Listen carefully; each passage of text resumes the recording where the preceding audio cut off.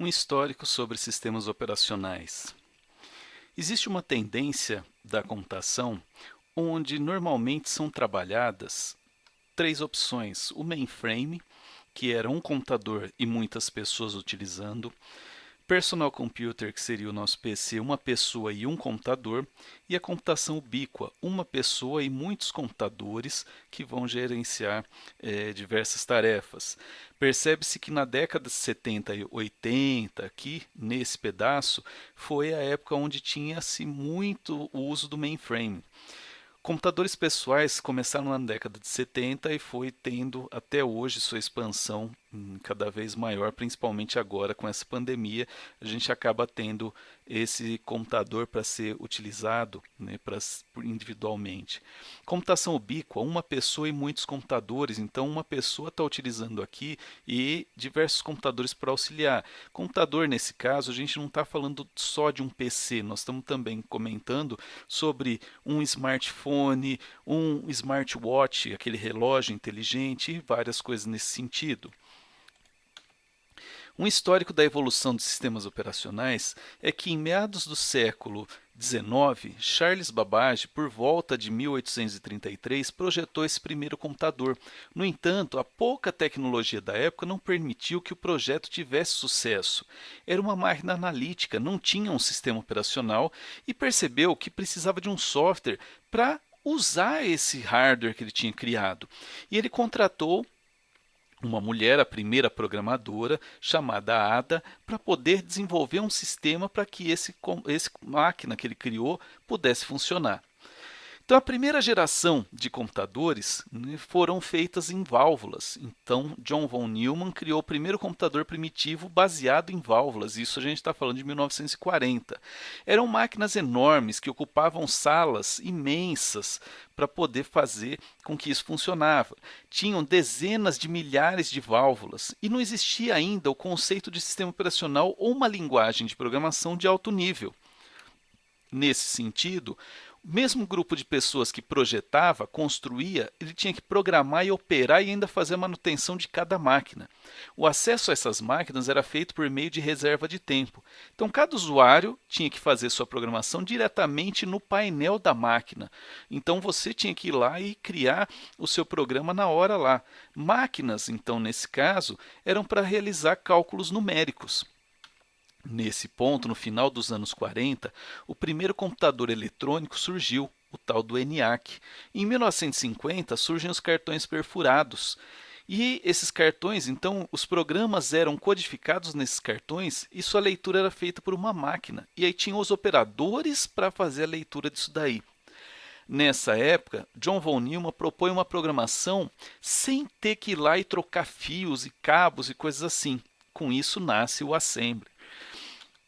Essa imagem aí é a imagem do ENIAC. Então era esse monte de válvulas e coisas assim para poder estar fazendo funcionar. Aqui as mulheres fazendo a programação. Então tinham os cabos ali, tinham que ficar fazendo essas trocas de cabo, e aí uma estava lendo o código de como fazer e a outra estava realmente fazendo as trocas e a programação em si. Observe-se nessa imagem como era o tanto de cabos e fios para que isso daí pudesse funcionar. Então, tudo isso daí era um computador só.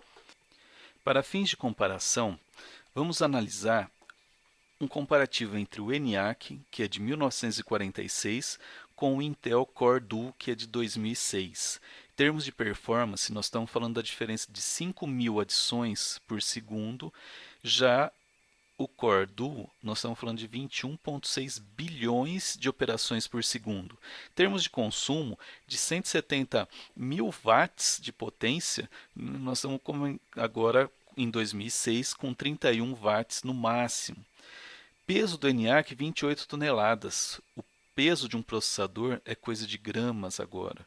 Valor disso daí, em 1946 o ENIAC estava custando 487 mil dólares. No caso do Intel Core Duo, em 2006, fala-se em 637 dólares apenas.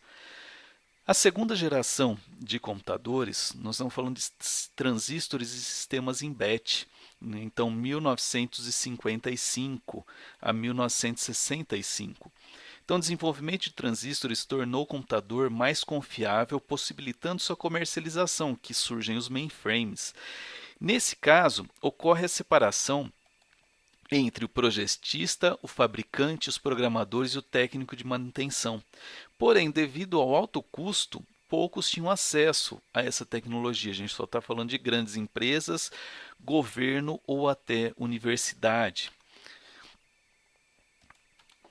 Surge a ideia da IBM desenvolver uma linguagem de programação de alto nível, a linguagem Fortran. Então, ela foi desenvolvida em 1954 a 57. Os cartões perfurados ainda são utilizados, então a operação disso daí é que cada programa ou job, um conjunto de programas escrito e perfurado por um programador e entregue ao operador da máquina, para que ele fosse processado. Então tinha um alto custo nisso daí.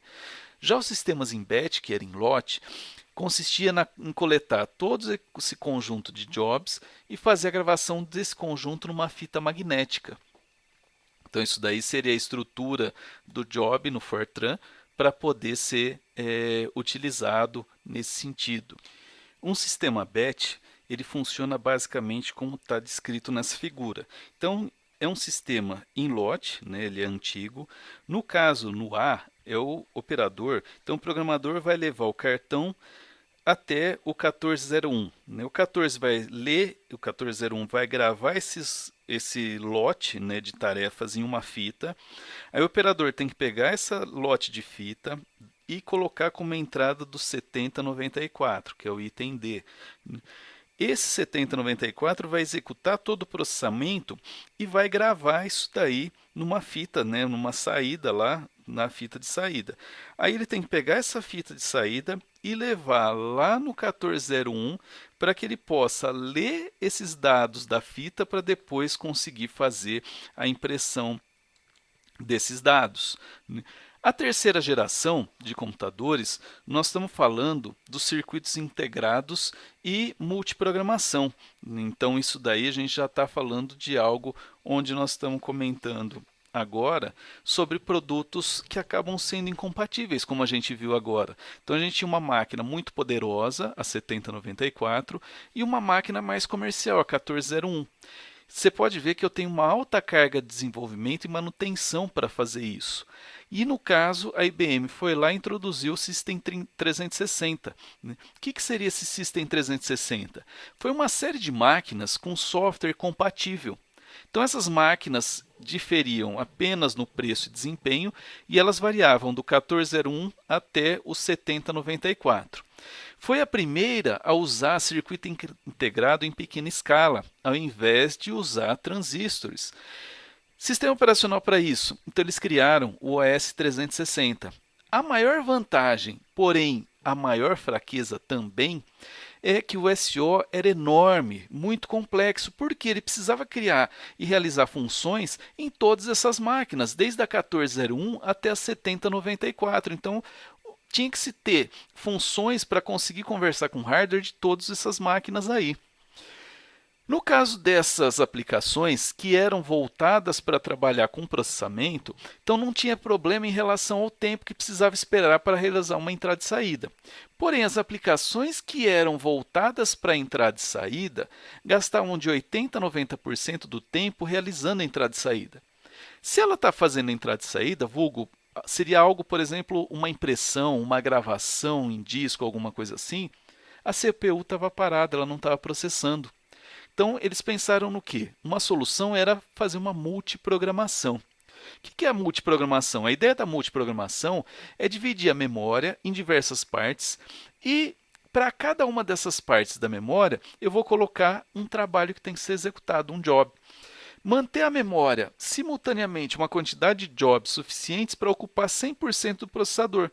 Com isso eu vou diminuir a ociosidade. Um job pode estar fazendo a impressão, o outro está usando o processador, está processando. Então, um detalhe importante era o que? O hardware é que protegia cada um dos trabalhos contra acesso indevido dos outros trabalhos. Algo que também surgiu nessa época é o tal do spooling, né, que é fazer o quê? Eu vou possibilitar que a leitura dos cartões dos trabalhos do job fosse feita diretamente do disco. Assim que um job termina, o sistema operacional já aloca um outro e aí nessa partição livre de memória, então ele já faz esse acesso e puxa para a memória. Com isso, eu conseguia fazer a eliminação das máquinas como a 1401 e a necessidade de ficar andando entre as máquinas para pegar uma fita de uma máquina que fez a saída, a gravação, para colocar na entrada da outra, e nesse sentido que foi pensado no spool. Mesmo com o surgimento de novas tecnologias, o tempo do processamento ainda era longo, era algo crítico. Para corrigir esse erro de programação, um erro que tivesse no programa, o programador tinha que levar várias horas, pois cada job era tratado dentro de um lote. Enquanto não terminasse o lote, não saía o sistema ou o erro para ele poder verificar que teve esse problema aí. Com isso surge a ideia de time sharing. O que é um time sharing? A ideia toda é compartilhar o tempo. Então, cada usuário tinha um terminal online à disposição. O primeiro sistema de time sharing é o CTSS, que seria basicamente o 7094 modificado. Então, por exemplo, se 20 usuários que estão ativos, porém 17 eles não estão ausentes, né? Eles não estão lá presentes na máquina para estar executando coisas. Então, o processador é alocado a cada um dos 3 jobs que estão sendo executados. Então, ele vai trabalhar nesse sentido ali, melhorando o desempenho desses trabalhos. Na quarta geração, nós estamos falando de 1980 a 1990, é a época dos computadores pessoais. Então, nós estamos falando de tecnologias de circuito integrado de larga escala. Então, surgem chips com milhares de transistores dentro de 1 cm² de silício. Aí surge o Intel 8080 em 74, o IBM PC no começo dos anos 80, o Macintosh da Apple, todos eles vão estar saindo nessa época.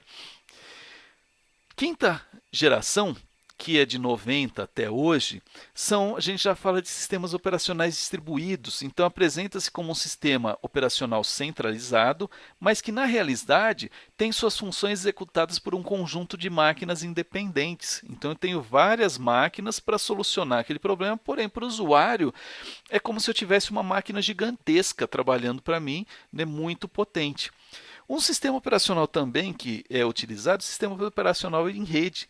Então, vários usuários, né, conhecem a localização dos recursos que estão utilizando, só que não tem, né, essa visão de um sistema centralizado. Então, eu clico lá, acesso um drive de rede, que é uma pastinha, um diretório que está num outro computador. Então, eu vejo que eu estou clicando, saindo do meu computador e trabalhando em outro lugar.